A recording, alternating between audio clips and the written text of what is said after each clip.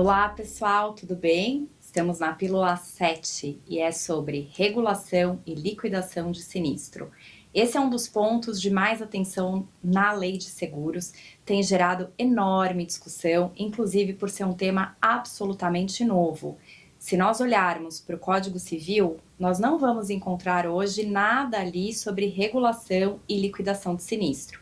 Mas a lei de seguro, diferentemente, ela detalha esse tema. Então, são cerca de 20 artigos sobre o tema em uma seção específica. O primeiro ponto é que continua inexistindo um prazo máximo para a comunicação do sinistro. Então, hoje, nós estamos acostumados com aquela expressão tão logo que saiba, que é utilizada largamente no Código Civil, e a lei aqui de seguros, ela utiliza a expressão prontamente. Então, o segurado deve avisar prontamente a seguradora acerca do sinistro.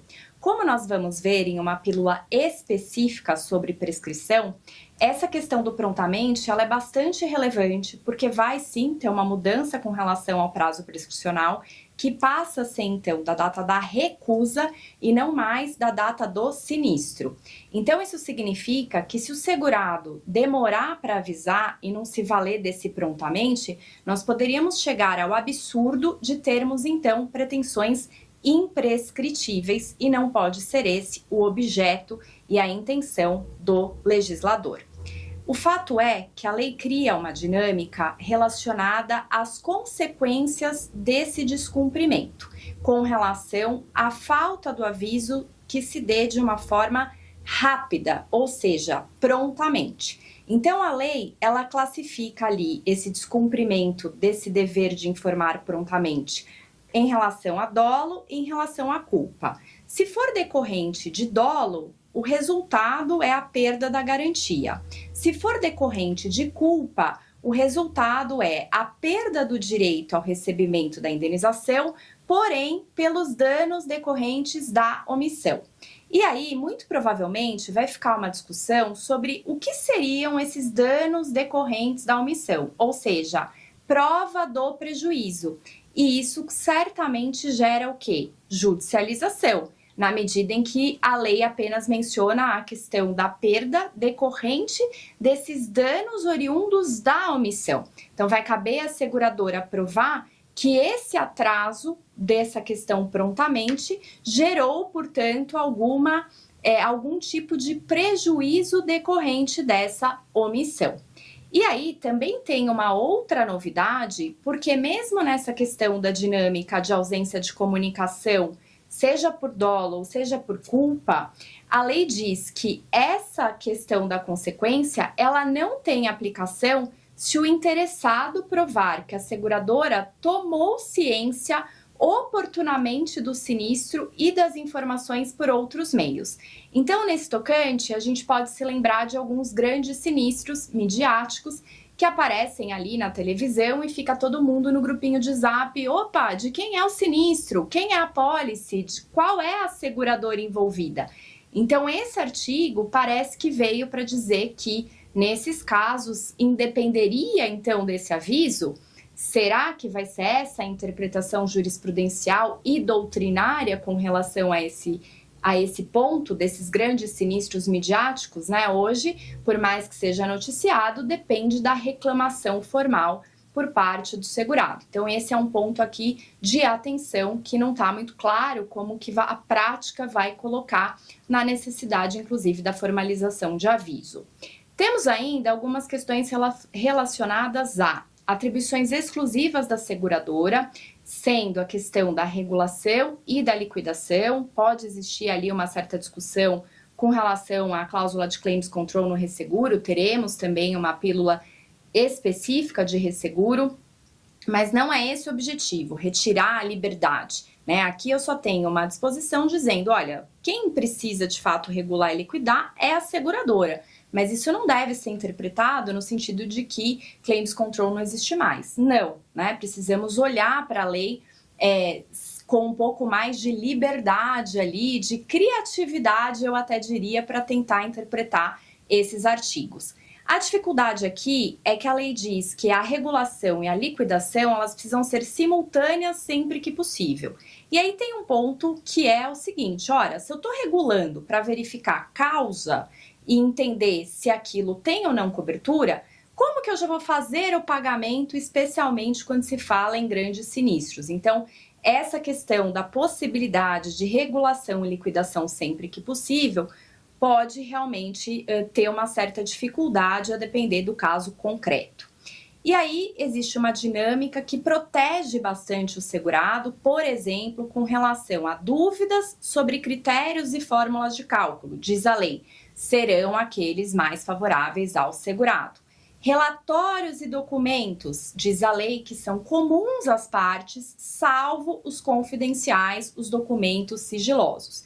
Então, nesse aspecto, quando nós temos um escritório de advocacia regulando o sinistro, por exemplo, vai ficar aquele ponto, ora, o que está realmente abrangido pela questão da confidencialidade cliente e advogado e o que não é de fato confidencial. Então, são aspectos aí que naturalmente vão surgir na medida em que a lei ressalva essa questão do documento comum quando for protegido por sigilo.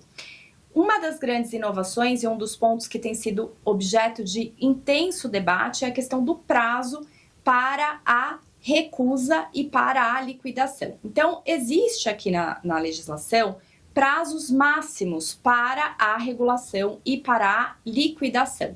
Então, a regra geral, ela é de 30 dias, e esses 30 dias, eles são aplicáveis na maioria dos seguros, né? Então, por exemplo, seguro de automóvel, seguro sobre a vida e integridade física, ou seguros cuja a importância segurada seja menor ou igual a 500 vezes os salários mínimos.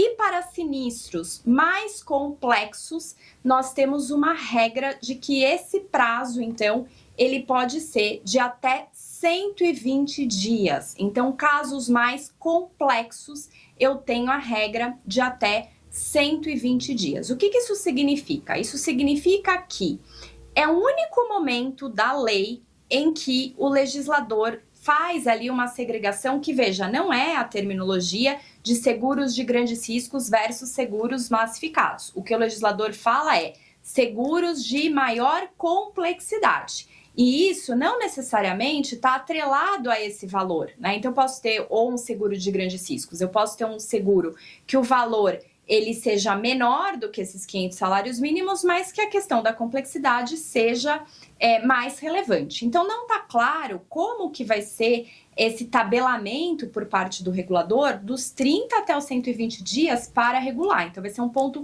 importante, porque o regulador de seguros, né, a SUSEP, que a lei em vários momentos utiliza a expressão autoridade fiscalizadora, vai precisar tabelar dizendo quais são as situações, casos mais complexos em que eu tenho esse prazo de 30 e que eu tenho um prazo que pode chegar até 120. E aí, para situações em que são seguros de automóvel, vida e integridade física ou a importância segurada menor ou igual a 500 salários mínimos, eu ainda teria uma dinâmica diferente com relação à solicitação de documentos. Então, a regra é que eu posso, no curso dessa regulação, solicitar documentos por uma única vez, mas para seguros que eu posso considerar que sejam maiores do que 500 salários mínimos, a importância segurada, eu posso então solicitar documentos 2 vezes e ter a suspensão desses prazos que vão variar de 30 até 120 dias. Então, isso certamente vai ser um desafio do ponto de vista de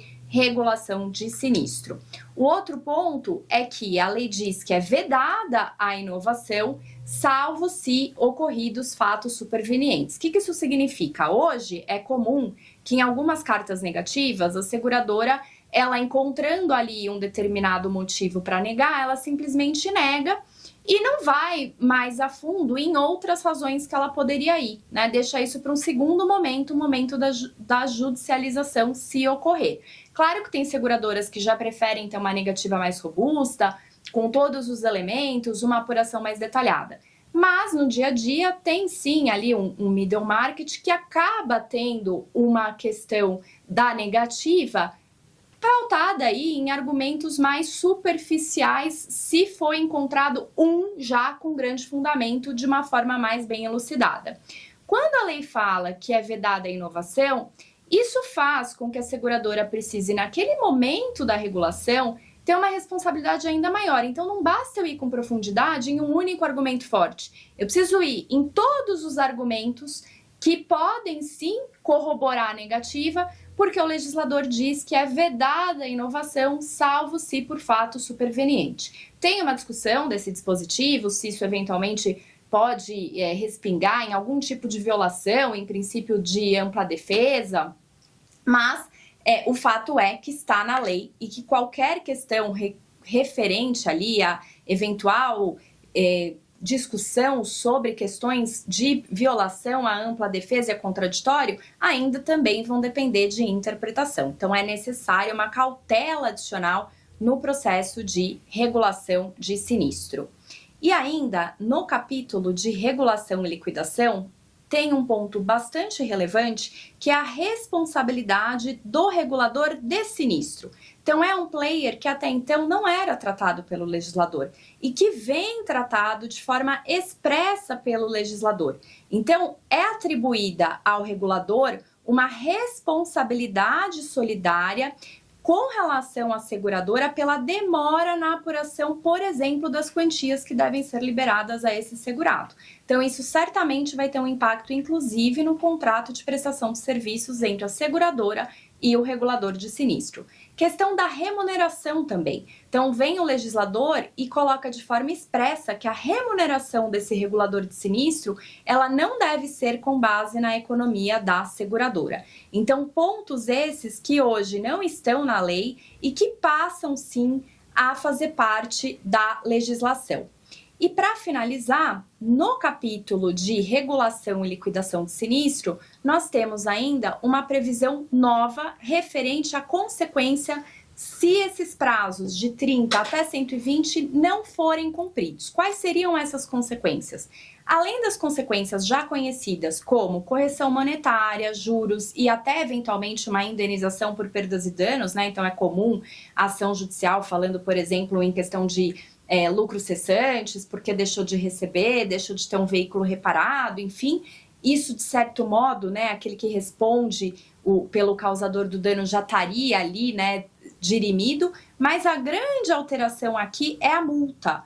Vem o legislador e diz, se esses prazos não forem cumpridos e a indenização não for paga, eu tenho então a aplicação de multa, incidência de 2%. Essa multa originalmente ela era de 3% e num dado momento da tramitação legislativa ela foi reduzida então para 2%.